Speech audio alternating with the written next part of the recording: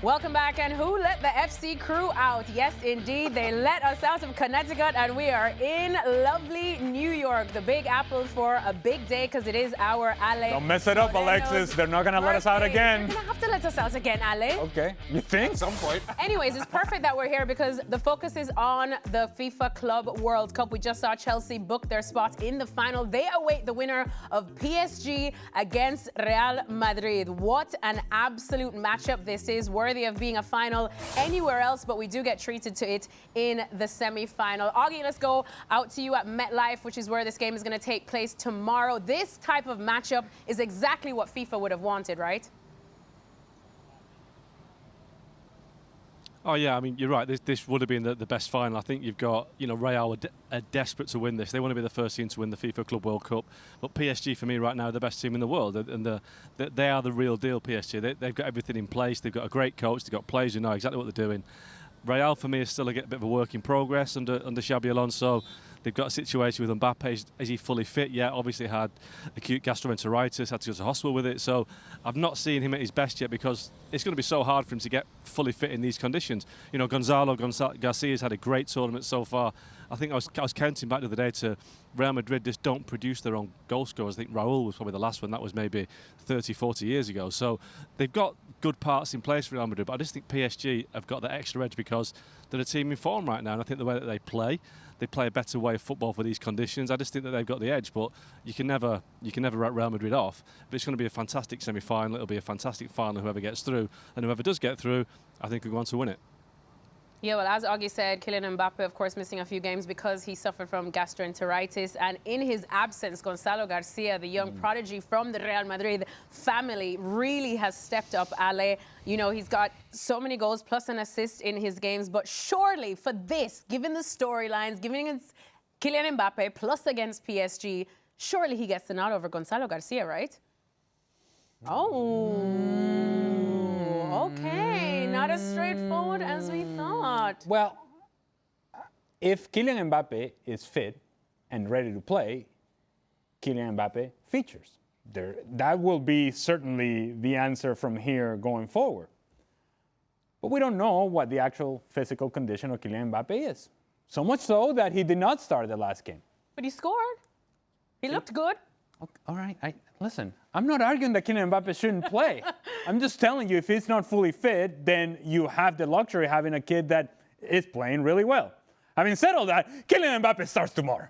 There we go, exactly. Having said all that, Kylian Mbappe starts tomorrow. Now, I don't know right now where we are, whether that's the best thing for Real Madrid. Ooh. In the future, once Vini and Kylian Mbappe get some games playing together as a partnership, not Vini down the left and Kylian down the middle, but actually playing off of each other, it may become a productive partnership consistently if they have good understanding of each other's movements.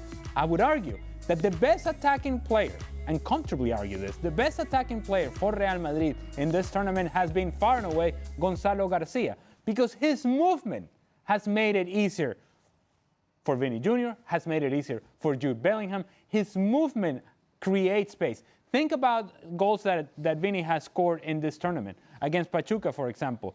Gonzalo Garcia makes the peeling run from in to out, which clears the space, the passing lane for Jude Bellingham to hit that pass, roll it into the path of Vini Jr., and then the skill sets of Vini Jr. take over.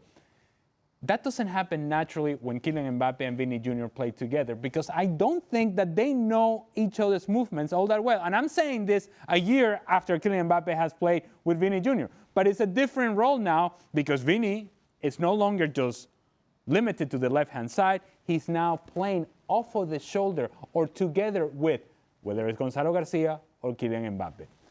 Kylian Mbappe is going to start. I don't know that that's the best for Real Madrid right now. Wow, I never thought we'd have so many questions about Kylian Mbappe starting for Real Madrid, Robo, especially against PSG. Come on, it's PSG. This is what we want to see. That's not the reason to pick him, just because it's PSG. Of course. It all depends. Ali says he's going to play. It all depends how fit he is. That's the big question. How much has it taken out of him, the illness? How much training does he be able to do? They haven't brought him on for long periods. It's been short periods. Even when he came on the other day, it was only for a short period. So he might just say, well, we'll bring him on for 45 minutes because that's all he might be able to play at the moment. But I agree with Ali. the combination between Vinny Jr. with Jude Bellingham, with Alexander-Arnold breaking forward down the right-hand side, Garcia going down the other side and getting crosses into the box, the two front players, Vinny Jr. and Garcia, understanding each other's roles.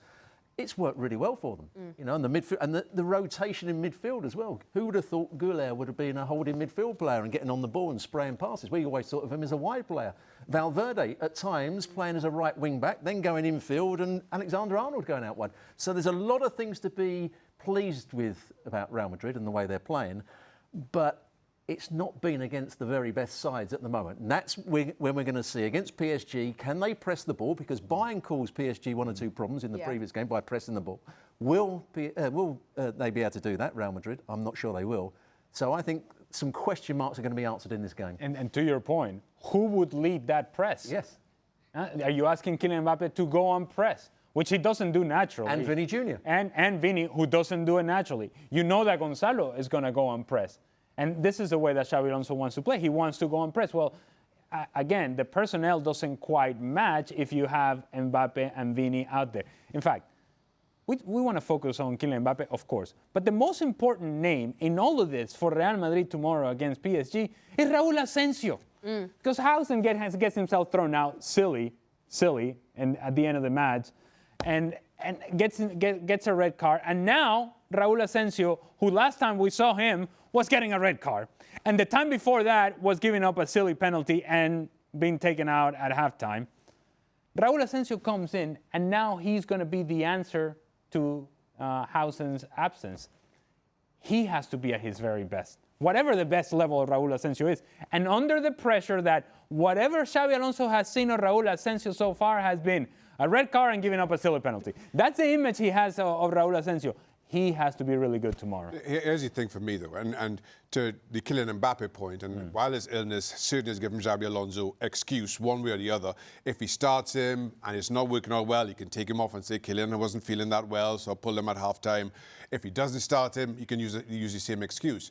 The truth of the matter is, come the start of the season, Kylian Mbappe starts. Yeah. And we've all been there as players. Gonzalo Garcia, as good as he's been, is the easiest player to leave out. Xabi Alonso, as good as this tournament has been, as good a start as has been for his tenure at Real Madrid, come the start of the season, you do not sit Kylian Mbappe with Florentino Perez sitting upstairs at the Bernabeu. And as a result, I think that kind of steers, maybe not his decision because he has an out in the semi-final tomorrow, as I say, but long term, that ultimately will be where he lands. Let me clarify something, just in case there's any doubt. I'm not advocating for Kylian Mbappe not starting for Real Madrid. That's what I heard. No, because it felt like that's what the case that you were trying to infer there. No. I'm not advocating for Kylian Mbappe to not start. He will start. He will play. It's silly. It's dumb. Actually, it's dumb. You know, and I'm a bunch of stuff, but I'm not dumb, right? It would be dumb to think that Kylian Mbappe is not going to start for Real Madrid in games to come as La Liga season starts. Of course he will. He is one of the best players in the world, and he will be on the field. I'm talking specifically about tomorrow. Is that in the best interest of Real Madrid? That's the question. But also going forward, he will have to do what Xabi Alonso wants him to do. If he's the centre forward, he will going to have to press the ball. He will have to make runs down the side. He will have to work much harder than he did under Ancelotti. And that's not a criticism of Ancelotti, but Ancelotti almost was laissez-faire with the way with his tactics and what he wants from his team. What? Laissez-faire. Is it really? My French is very good. He won't be able to do that with Xabi Alonso because Xabi Alonso is a coach that wants and demands this is the tactics we're going to use, whereas Ancelotti was more open with the players and you sort the things out yourself. And that's what he tried to do when they first came to the club. This is going to be different for Mbappe this season. Oh, that was not laissez-faire, was it? Laissez-faire. I hope I used that right. Anyways, let's have a look at the predictions. Pretty much all of us have gone for a win for PSG. Except for Ale Moreno. He'll explain himself in a bit. Augie, let me come to you. You went for the highest score. We all said 2-1, 2-1, 2-1. But you said 3-2. Now, in the past, if you look at the stats, we have seen that this can be a high-scoring game. But you want to see a goal fest, don't you? Yeah, but I think what it is, I think we've seen a lot of goals in the later stages of games because these players are getting tired. You know, they're getting to the point after playing in 90-degree heat. By the last 10, 15 minutes, they're making mistakes, they're coming out of position. I think with teams that have got such great attacking talent as PSG and Real Madrid, they'll take advantage. So I do think it'll be a high-scoring game. I don't see it being a 1-0 game and one team shutting out, because there's too much firepower on the pitch for it to be anything like that. So I'm going for 3-2. And I do think that PSG will just have the edge all the way through, because they've just got better players, fitter players. And on the Mbappe point, it's only a week ago that he played his first game of the tournament. He played about 20 minutes as a sub. So, in this heat, the situation that he's had, the condition that he's had, I think it could be quite risky to play him from the start, because is he fully up to speed to be able to play 60 minutes, 70, 90 minutes in this heat? I'm not sure he is. So, we'll wait and see on whether Mbappe starts. But for me, I just think PSG at the moment are a much better team, much stronger team, and I think they'll win the game. Only the positivity of Mark Ogden would make a 3-2 match about players are tired. It's hot. It's hot. The sun is bright. Look, we want to see a goal fest, but all of us, Ali, we went for PSG just because on paper, and I know you're going to say football's not played on paper, but this is PSG we're talking about. They are the best team in the world, at least on recent form that we have seen. But you're going with Real Madrid. Well, PSG are not only the best team on paper, they're the best team, period. That we have seen it on the field. Well, it's very simple. I'll give you the explanation as to why I'm doing this.